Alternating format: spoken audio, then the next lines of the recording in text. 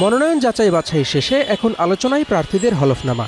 শিক্ষাগত যোগ্যতা, কার কত আয়, সম্পদের পরিমাণ কেমন তা নিয়ে চলছে ভোটারদের মাঝে আলোচনা। যশোর ৩ আসনে বিএনপির প্রার্থী সাবেক মন্ত্রী তরিকুল ইসলামের ছেলে অনিন্দ ইসলাম অমিত মনোনয়নপত্রের সাথে জমা দেওয়া হলফনামায় জানিয়েছেন তার নামে মামলা আছে ৫৩টি। পেশায় ব্যবসায়ী অমিতের স্থাবর অস্থাবর সম্পদের মূল্য প্রায় ১২ কোটি টাকা আর বার্ষিক আয় প্রায় ৯৩ লাখ টাকা। আমার বিরুদ্ধে যে মামলাগুলো, সব মামলাগুলো হচ্ছে রাজনৈতিক মামলা। রাজনৈতিক মামলা মানে জনগণের দাবি আদায়ে রাজপথে সোচ্চার ছিলাম, সেটাই আমার অপরাধ ছিল। সে কারণে বারংবার বিগত ফ্যাসিস্ট সরকার আমাকে মিথ্যা মামলায় জড়িয়েছে, আমাকে কারাগারে প্রেরণ করেছে। আসনটিতে জামায়াতের প্রার্থী আব্দুল কাদের। পেশায় ব্যবসায়ী এ নেতার নামে নেই কোনো মামলা।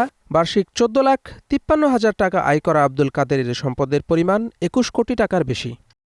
আমি তো যশোরে দীর্ঘদিন ছিলাম না, এ কারণে যশোরের রাজনীতিতে আমি ওইভাবে সম্পৃক্ত ছিলাম না, যে কারণে আমার যশোরের কোনো মামলা মোকদ্দমা আমার নামে হয়। আমি যশোরে ছিলামই না। দুজনেরই স্ত্রীর পেশা ব্যবসা, হলফনামায় দেখানো হয়নি তাদের সম্পদের পরিমাণ। Desk report, star news.